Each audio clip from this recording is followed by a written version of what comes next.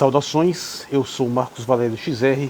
No dia 6 de março de 2022, eu não estou em Brasília, eu vim para Fortaleza, Ceará, estou na praia, por isso até que tive uma pequena confusão aqui nos últimos momentos, só consegui sossegar agora. Está uma ventania inacreditável aqui fora, espero que não prejudique o áudio. E eu queria continuar um pouco no tema do vídeo anterior, né, que foi um vídeo espantosamente bem sucedido, passou de 1000 visualizações em menos de 48 horas. É proporcionalmente o maior sucesso do canal até hoje, e superando o Amor e Monstros MGTOW, né, que conseguiu 900 visualizações em menos de 10 meses, sem contar os vídeos mais antigos, mas que tem todos mais de 5 anos.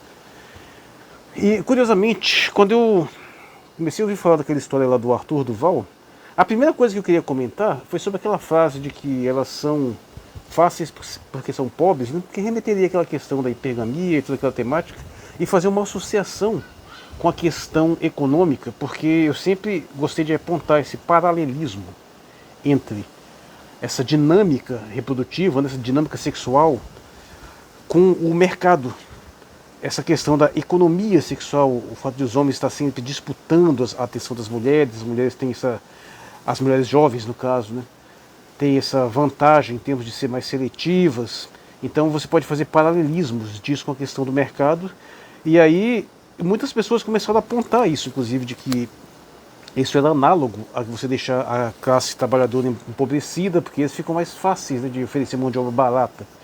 E acabou que eu esqueci de tocar nesse assunto. Isso é muito comum, eu tenho um insight inicial, aí eu vou pensando, vai desenvolvendo, às vezes até esqueço a primeira coisa que me passou pela cabeça. Mas como esse assunto foi bem desenvolvido por aí, acabou que deixa isso para uma outra oportunidade. Eu tenho até que fazer uma retratação, né, porque eu chamei o Arthur Duval de deputado federal, na verdade deputado estadual, apesar de que não afeta em nada o raciocínio desenvolvido. Mas a questão que eu queria abordar é essa do cancelamento, né, do sujeito aí, não dele, mas o tema geral do cancelamento, lembrando também os casos recentes, como o caso do Monark. E o cancelamento, você pode entender ele em 3 níveis diferentes, né, dos quais o primeiro eu vou pensar mais apropriado, com a própria palavra de cancelar, o segundo no sentido mais de linchamento mesmo, linchamento virtual, além de outros elementos, e um terceiro mais estranho, mais ambíguo, que vai mais numa questão do desespero mesmo. Mas veja bem, uma das coisas que você deve notar é que nesses casos, eu não estou me lembrando de um caso de uma situação dessa onde alguém cometeu uma gafe ou não, ou simplesmente se expressou de uma forma assim, mais ou menos defensável, mas gerou uma comoção enorme em determinado grupo. Eu não me lembro de um caso que essa pessoa tenha ido se desculpar e essa desculpa tenha melhorado a situação. Eu acho que está muito claro que você não pode tentar se desculpar. Eu acho que esse pessoal faria melhor em sumir, ficar quieto, só responder por meio de advogado, coisas assim. Eu acho que seria melhor, porque geralmente eles pioram a situação. Tem o caso das pessoas que podem simplesmente dobrar a aposta, né? Que, no caso desses últimos, do Monark e do Arthur Duval, não sei se seria viável, mas muitas pessoas podem fazer isso. Você, por exemplo, se indispõe com um determinado grupo, esse grupo vem para esse linchamento virtual, você simplesmente dobra a aposta, chega, esculhamba mesmo, reafirma aquela posição, se essa posição for aceita por pelo menos uma parte da sociedade. Como, por exemplo, você faz uma declaração assim, mais conservadora, alguma coisa qualquer, você vai, acha que mulher não tem que trabalhar, tem que ficar em casa. Diz um negócio desse aí, gera um hype, aí ele pega, quer saber, vai, dobra a aposta e tenta se aproximar daqueles grupos mais conservadores que podem dar um respaldo para ele, né, nessa questão. Mas assim, não sendo isso possível, a questão é você realmente sumir. Mas uma coisa que eu tenho sempre apontado, especialmente quando esse negócio mais de feminista, de neo-esquerda, é que você nunca pode demonstrar fraqueza, porque existe uma coisa nessa questão do cancelamento que se aproxima nessa mentalidade de linchamento virtual, que é uma coisa que, um termo que se costuma usar, instinto de horda. Não é um termo muito técnico, não é usado de uma forma meio flexível, mas é aquela ideia de que um determinado grupo passa a ficar emocionalmente contagiado com um processo de punição, né, entre aspas, de linchamento, de justiçamento, onde existe assim, pelo menos um aparente motivo que justifique uma agressividade extrema contra um determinado indivíduo que merece ser punido, só que isso extrapola total e completamente qualquer raia de bom senso, de sanidade. Chega um ponto que vira uma loucura completa. E toda forma de linchamento é assim. Sempre começa geralmente com um motivo qualquer. Por exemplo, pode ser o cara assaltou lá não sei quem. Aí o pessoal começa a bater, daqui a pouco mata. Isso tem acontecido com muita regularidade. E o que acontece? Quanto mais pessoas vão partindo para aquela agressão e aquele indivíduo tem menor condição de se defender, parece que vai contagiando outras pessoas que vão aderindo àquele movimento. É como se, de uma certa forma, você tivesse que se comprometer àquele processo de linchamento, porque se você não o fizer, é como se você estivesse do lado do cara que está sendo destroçado, sabe? Então, às vezes, inconscientemente, pelo medo de ser confundido com alguém parecido com aquele indivíduo lá que está sendo destruído, e inconscientemente pelo medo de estar naquela mesma situação, você se junta para o lado mais forte. Claro que muitos desses linchamentos podem ser perfeitamente justificáveis. Tem indivíduos que cometem barbaridades aí são linchados mesmo, mas a gente sabe muito bem que muita gente mesmo, acho até que a maioria dos casos de linchamento são de inocentes. São pessoas que sofreram acusações falsas ou pelo menos acusações descabidas.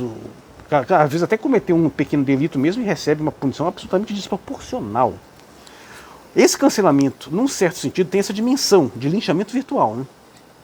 Afora aquela dimensão que na verdade é a primeira, que é o cancelamento no sentido mais literal, que quando você está comprometido com um determinado grupo, você está meio que à mercê daquele grupo e você quer a aprovação daquele grupo. E aí você fica numa situação tal em que você comete uma gafe qualquer das formalidades, dos ritos, dos valores, e aí aquele grupo literalmente te cancela, porque você tinha uma espécie de processo, um projeto, alguma coisa que te fazia querer realmente estar engajado dentro daquele grupo e aquele grupo te exclui. Então tem dois fatores básicos de cancelamento. Um quando você quer a aprovação do grupo e o outro quando você de uma certa forma está sob controle dele, né? Como por exemplo o caso do Monark. Ele perdeu o programa que estava sob por causa dos patrocinadores, ele está sob efeito, ele está à mercê de um determinado segmento. Esse segmento reflete uma sensibilidade e aquilo ali deriva para cima dele. Porque se não tiver nada disso, o cancelamento é inútil. Se for uma pessoa que está fora do alcance desse grupo, totalmente irrelevante. Pega lá aquele... Eu vivo esquecendo o nome, o Camargo, que lá do Ministério que o Bolsonaro colocou no Ministério Fundação do Zumbi dos Palmares. Aquele cara pode cometer quantos atos racistas, sexistas que ele quiser, porque ele está fora do alcance dos grupos que vão repudiá-lo. Ele não quer a aprovação desse grupo, está nem aí, vai mandar eles a merda, e esses grupos não podem fazer nada diretamente contra ele. Então, nesse caso, ninguém pode fazer nada, ninguém pode te cancelar, você está invulnerável. Eu lembro de um caso, por exemplo, da Gina Carano. Gina Carano é aquela lutadora de MMA que depois foi trabalhar na série Mandalorian, né? Fez um papel muito interessante lá. E por causa de umas certas declarações que foram consideradas politicamente incorretas, apesar de que são declarações que, na minha opinião, apesar de serem um pouco ingênuas, elas foram um pouco mal feitas, não acertaram bem o alvo, mas eu acho que a ideia que tinha por trás, eu corroboro. Acho que realmente ela disse alguma coisa, a intenção foi boa, mas o pessoal não quer saber, o pessoal tem um viés assim, ideológico extremamente forte, eu tenho um vídeo sobre isso. E aí ela foi cancelada. Por quê? Porque no caso ela está na mão da Disney, e a Disney é uma das maiores perpetradoras desse modo ideológico, desse modo de ser, né? Mas se você não está subordinado a querer buscar a aprovação de determinado grupo, nem está sob mercê dele, esse cancelamento, na verdade, tenta funcionar como um linchamento, tentando mover uma quantidade máxima de pessoas para te causar algum dano. Às vezes isso é possível, às vezes conseguem a sua demissão, ou pode não conseguir. No caso dos parlamentares é mais interessante, porque de uma certa forma eles também estão à mercê da opinião pública, né? Embora nem sempre essa opinião corrobore o movimento em si, né? Que no caso do Arthur Duval corrobora, ele provavelmente vai perder o mandato por causa disso aí. E relembrando o tema do vídeo anterior, é que deixaram de lado um aspecto muito mais sério, muito mais dramático, e se concentraram numa coisa que dentro do quadro geral é bobagem. Só se torna mais relevante pela posição de parlamentar, né? E aliás, eu também abro um parênteses, porque é uma coisa que eu acabei não falando também, que é uma coisa que me surpreende muito. Como é que pode? Aquele cara tem quantos anos?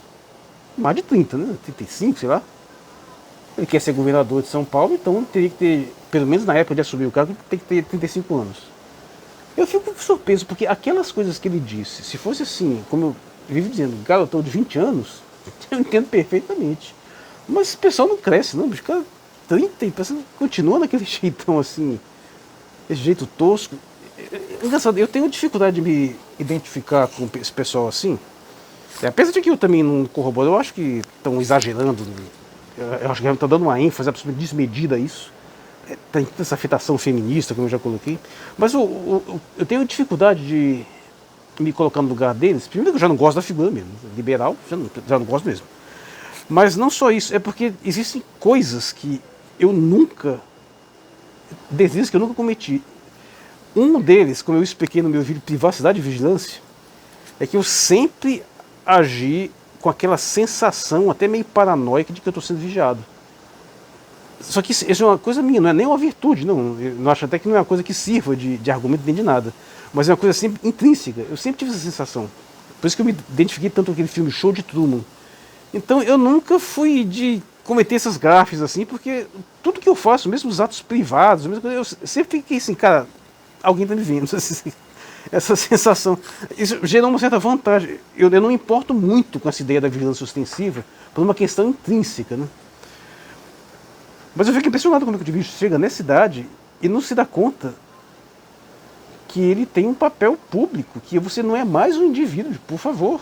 Por mais que você tenha uma vida privada, você está sujeito a uma série de situações, como essa, por exemplo, onde aquela besterol que você acha que pode dizer lá só para os seus amigos, cara, alguém pode estar ouvindo, alguém pode resolver jogar aquilo, ainda mais em multimeios.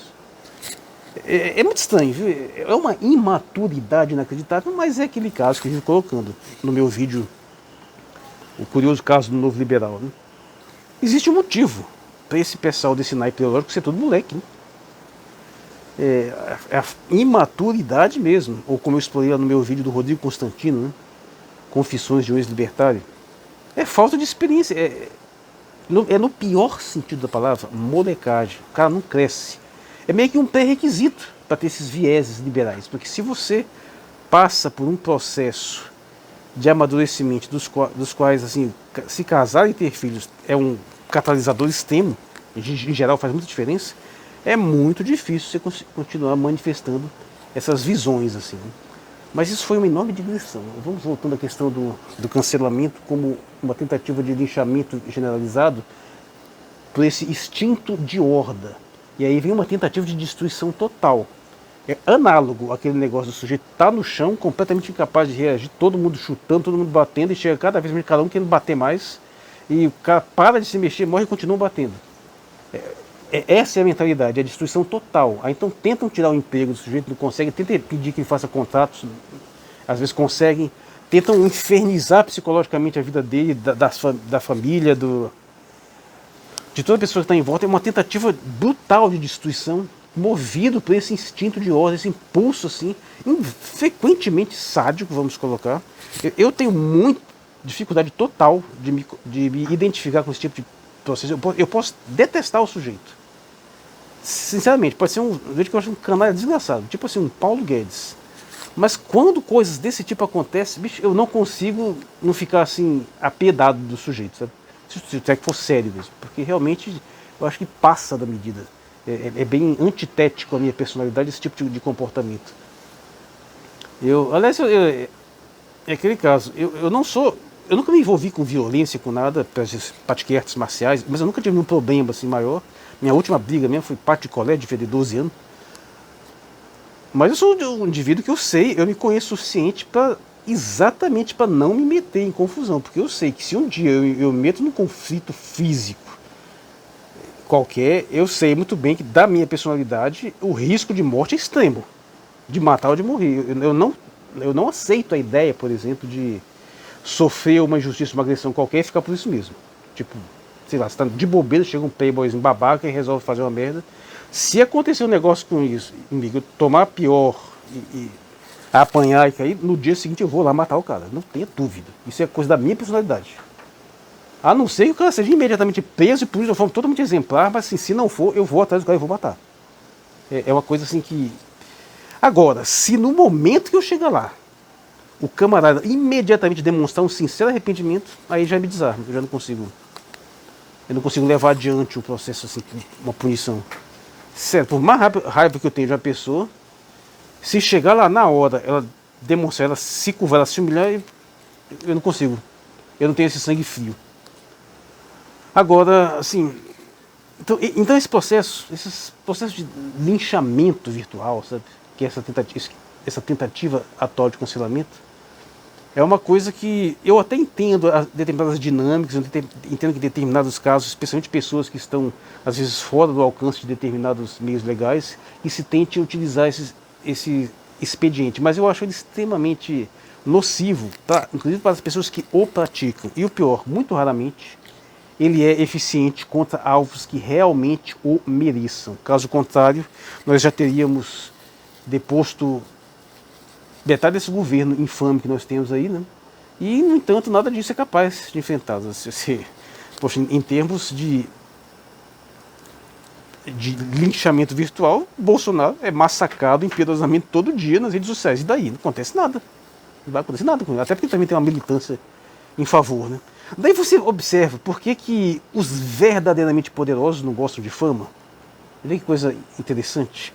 De certa forma, a fama é meio que um consolo dos pobres, assim, sabe? Você pode converter um pouco da sua fama em poder, né? Mas normalmente, mesmo que você não converta, pelo menos você se sente assim, o ego inflado, você se sente assim, lisonjeado, porque um monte de pessoas te conhece.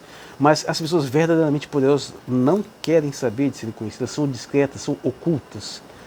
Aí você entende por quê. Para que elas vão ficar se submetendo à opinião pública, meu Deus do céu? Para que elas têm que ficar tomando conhecimento de gente falando, pensa que sabe alguma coisa da vida delas? Eu fico imaginando assim um George Soros, né? Tanto que falo desse camarada. Tudo bem que eu acho que ele não está nem aí para nada. Mas é uma figura assim, conhecida. E é uma figura que, como eu gosto de dizer, pegaram ele para Cristo. Né? Como se para ele se fichinha comparado a outros aí muito mais ocultos, muito mais difíceis de você saber. Ele se expõe. De certa forma, eu acho até que George Soros não dá nem de chamar ele de plutocrata, porque tu não conhece o cara. E por sinal está aí, né?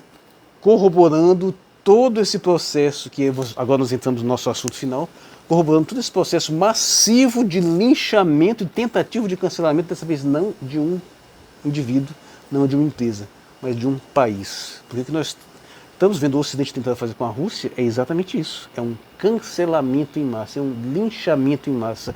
A guerra híbrida, a guerra de quarta geração.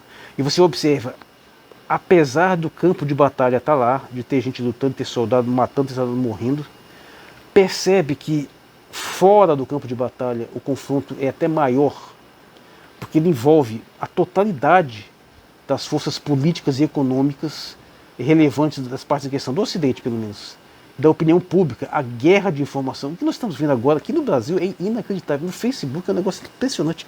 Eu até estava meio que abandonando o Facebook, mas eu acabei me interessando, estou até postando muito lá, porque eu estou observando como é que está a dinâmica ali, né?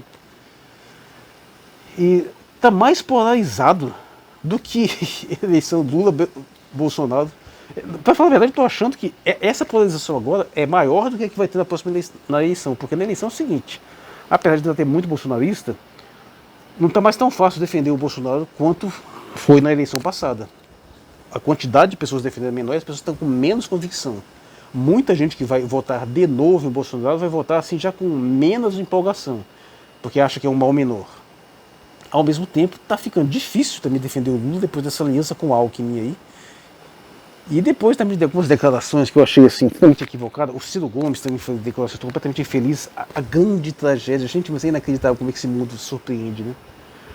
De todos esses presidenciáveis, incluindo muitos políticos assim, que eu admiro muito, como o próprio Roberto Seguião, curiosamente, o que está tendo a postura mais sensata com relação a essa questão da Rússia é o Bolsonaro. Isso é assustador. Quase me faz queimar a língua e uma série de coisas aí. Não que eu votaria, né? Pelo amor de Deus, nunca. Mas, sim, ele está tendo a postura mais sensata, mais pragmática, até por uma questão pragmática. Ele está jogado numa situação que tem que tomar posturas práticas de política real, em vez de política puramente ideológica. E como não tem mais a praga do Ernesto Araújo no Ministério das Relações Exteriores, não tem mais Olavo de Carvalho, parece que a situação ficou mais fácil agora. Mas bem, então estão tentando fazer o cancelamento da Rússia agora, num nível absolutamente bizarro, porque eu até demorei a acreditar em tudo que estava aparecendo na minha timeline. Agora eu estou vendo que realmente é sério. Tem gente por aí que está cancelando, não é a Rússia, são os russos. Tem gente que está impedindo pessoas russas de competir em determinadas modalidades esportivas ou artísticas, que estão proibindo produções russas, que estão proibindo autores russos. Tem gente tentando cancelar Dostoiévski, meu Deus do céu. Aí a profunda sordidez, a profunda mentira de dizer que estão preocupados com o governo Putin, porque o povo russo não é isso. Tem sempre essa hipocrisia de fingir que o governante é uma criatura isolada ali, que não tem apoio popular. Aí pega essas manifestações que tem lá na Rússia, que é até bom que tenha essas manifestações, porque é bom que haja uma diversidade de opinião interna, que tenha uma crítica interna, mas tentam dar uma dimensão ampla, como se está acontecendo a mesma coisa, como se quando todas as guerras imperialistas dos Estados Unidos não tivesse manifestação a rodo lá os próprios americanos também sendo presos o cacete. Todas foram assim.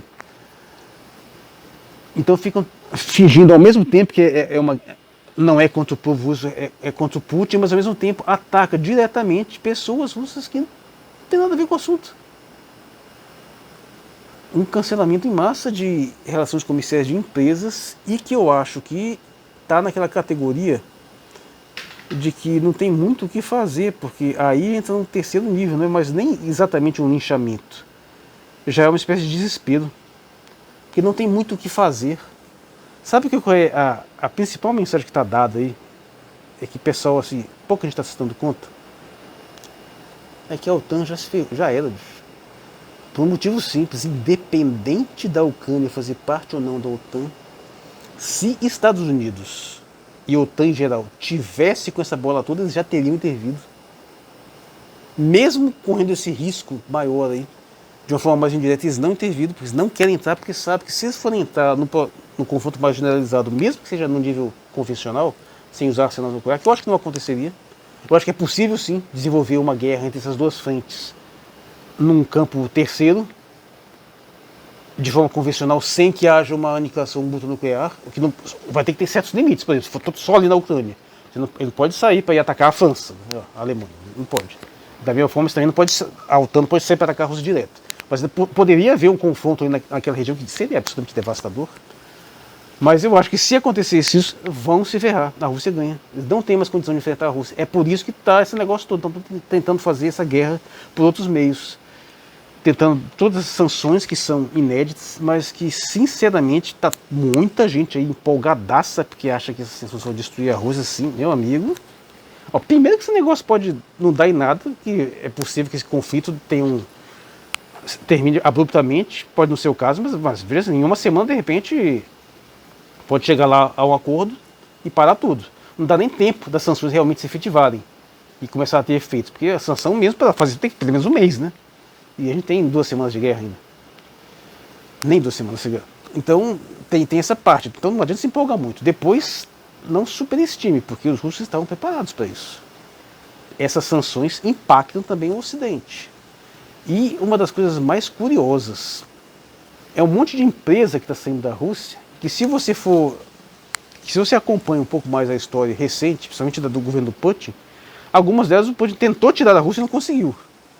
Porque ele considera intromissões assim, da cultura, são pontas de lança do imperialismo dentro da Rússia.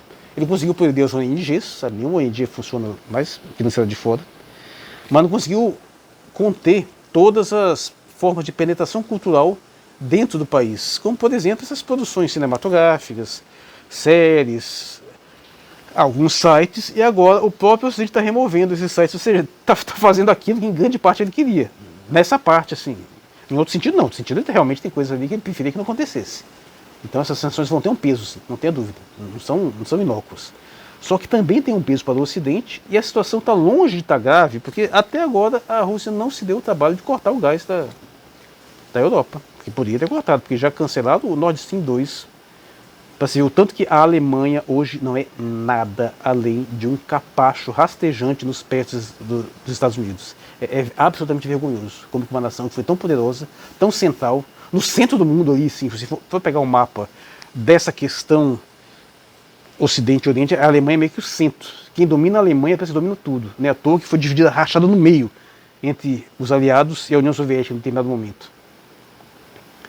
Mas hoje ela está totalmente submissa, totalmente A Alemanha tá muito ferrada, porque além de a sua conta de energia subir brutalmente, de ter feito aquela burrada animalesca de proibir as suas próprias usinas nucleares, eu costumo dizer, né, eles assistiram aquela série Dark, né, a série alemã, e ficaram com tanto medo que resolveram cancelar as usinas nucleares. Uma estupidez inacreditável, aumentando a sua dependência do gás russo.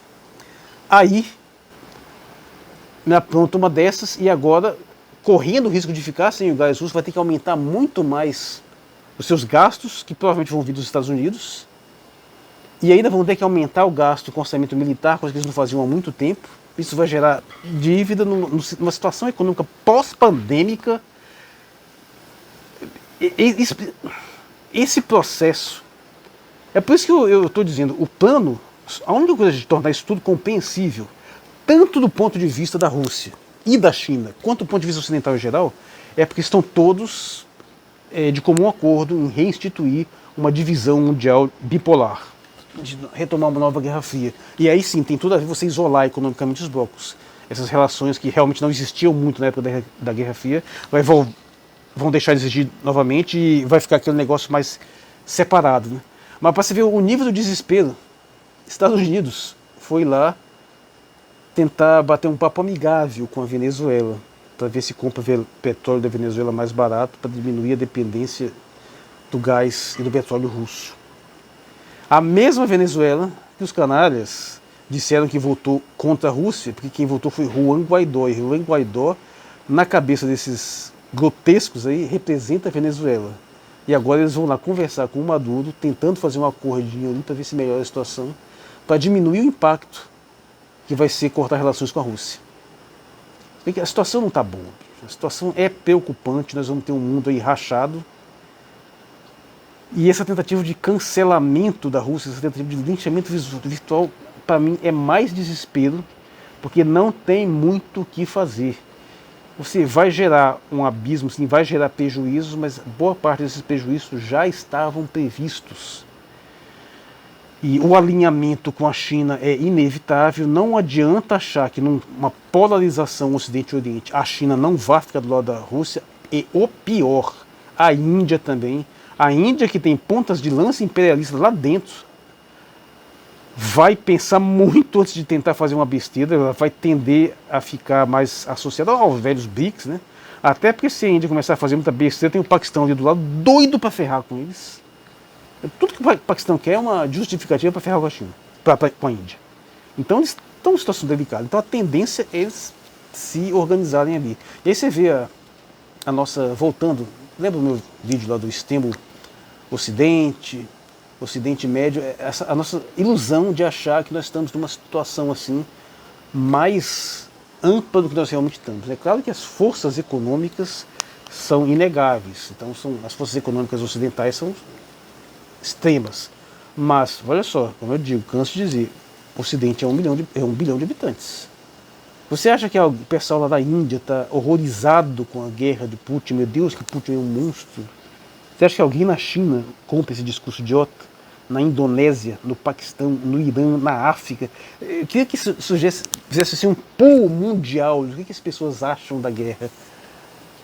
Você pode apostar, a maioria da humanidade não iria tomar essa postura que a OTAN está impondo para todo o Ocidente. Não vou dizer que eles vão ficar, estamos do lado da Rússia, mas se eles forem forçados a escolher entre um lado, vão escolher o lado da Rússia, não tenha dúvida. Até porque tem elementos para isso. Eu tenho Dissidência Política do DF, publicou um texto do qual eu escrevi sobre a percepção que o mundo tem que os Estados Unidos são o mais perigoso país do planeta, são o que mais ameaça a paz mundial.